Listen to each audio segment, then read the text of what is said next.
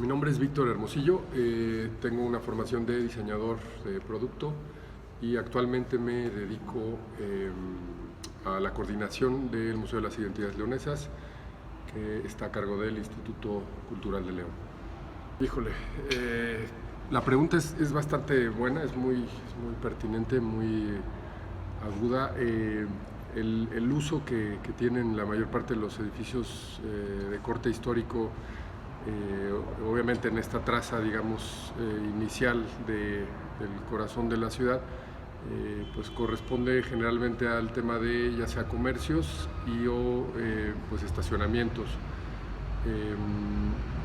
Es complicado el tema porque yo considero que se requiere una especie de,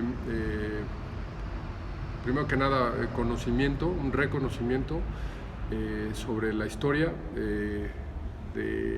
o los antecedentes de estas construcciones.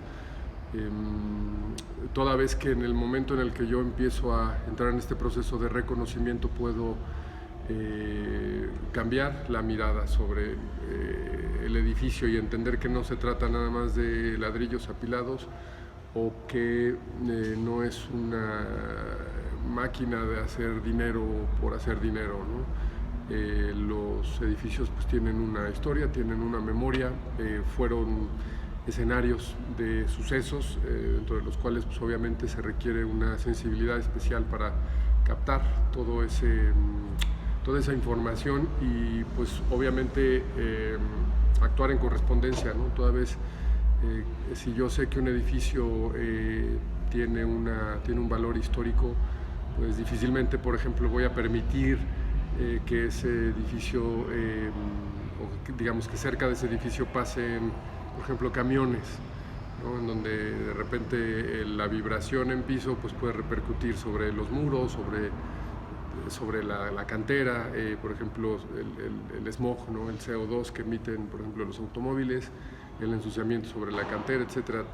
Es complicado porque evidentemente hay una serie de intereses pues ya digamos establecidos desde hace mucho tiempo, pero lo importante es que sí, el trato a los edificios históricos necesita ser adecuado, pertinente, porque lamentablemente cuando una ciudad pierde su memoria lo pierde todo, ¿no? No se trata de hacer más parques comerciales, más malls, más espacios para que la gente consuma, sino espacios donde la gente pueda ser, donde la gente pueda estar, donde la gente pueda reflexionar, donde la gente pueda ocupar ese espacio público y que tenga memoria, ¿no? Que sepa precisamente de dónde viene, cómo es que ese espacio se originó, porque toda vez que la memoria de los pueblos se fortalece, pues evidentemente se fortalece no solo su identidad, sino muchas otras facultades, ¿no?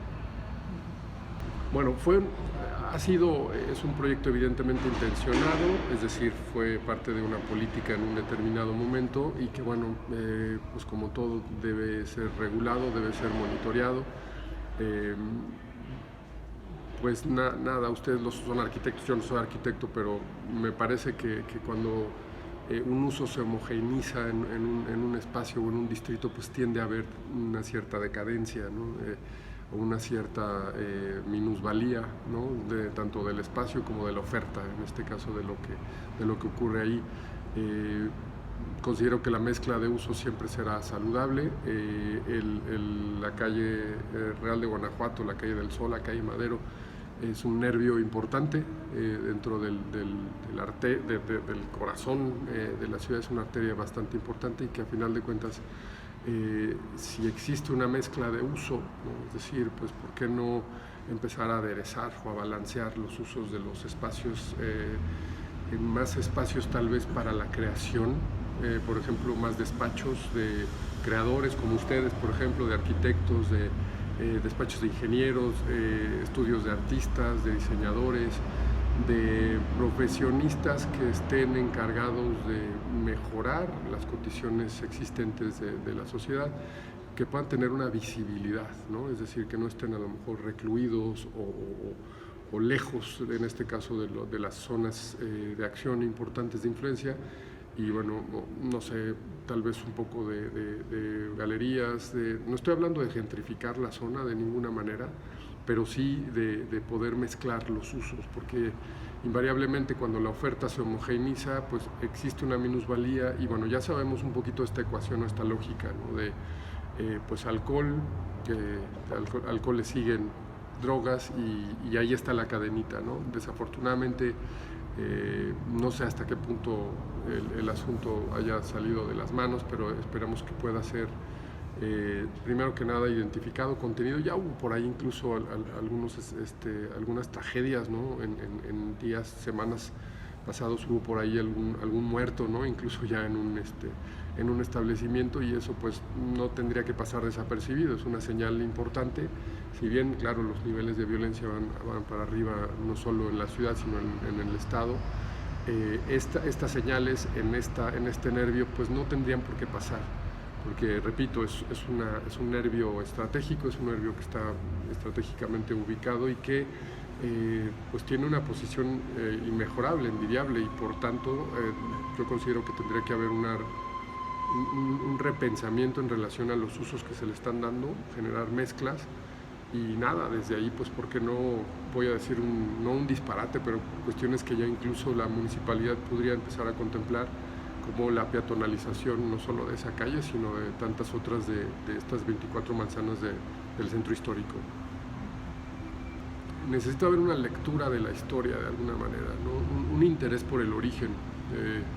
Las generaciones emergentes pues han de entender que las ciudades las ciudades son fuente de energía, obviamente, pero esa fuente de energía no se genera o no se crea por generación espontánea, ¿no? Es decir, toda ciudad es resultado de un proceso histórico que evidentemente tuvo un origen. Entonces, en la medida en la que las generaciones emergentes abreven en el origen, se interesen por su ciudad, se interesen por su historia, no me refiero a lo mejor con una profundidad de un historiador, pero sí las cuestiones mínimas indispensables, pues evidentemente su mirada sobre su ciudad va a cambiar. Y no tiene que ser ni siquiera su ciudad, pueden ser incluso adoptados, ¿no? Pueden incluso venir de otras localidades, pero lo importante es tratar de entender los orígenes. Toda vez que el origen empieza a explorarse, pues evidentemente las miradas en este caso de las generaciones emergentes, pues empiezan a cambiar y ya empieza a ver, se empieza a entrar en un proceso de valoración de lo propio, incluso de reflexión. Empiezan a caer también muchos mitos, ¿no? Empiezan a derribarse muchas otras leyendas o cosas que nunca fueron ciertas, y que en la medida en la que se empieza a profundizar, pues uno se da cuenta de las verdades. Pero lo cierto es que se empieza a cuidar más lo propio.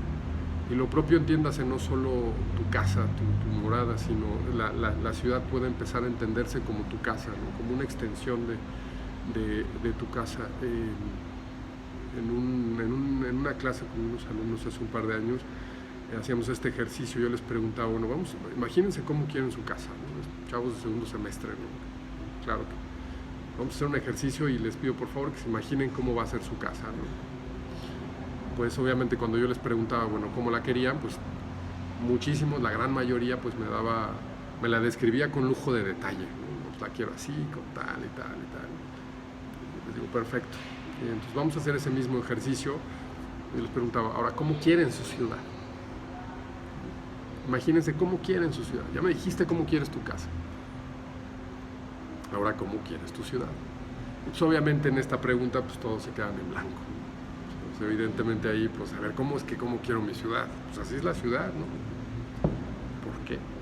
¿No? O sea, ¿por qué no puedes tú formular una visión de ciudad, ¿no? Obviamente consensuada con muchos otros actores, pero en últimas a lo que me refiero es que este ejercicio también nos da mucha luz sobre que generalmente los ámbitos públicos pues no los consideramos propios, ¿no? Pensamos que tienen que ser de alguien más, que alguien más se tiene que hacer cargo de ellos y que alguien más tiene que interesarse por ellos, ¿no? Es más, ni siquiera son de nadie, ¿no?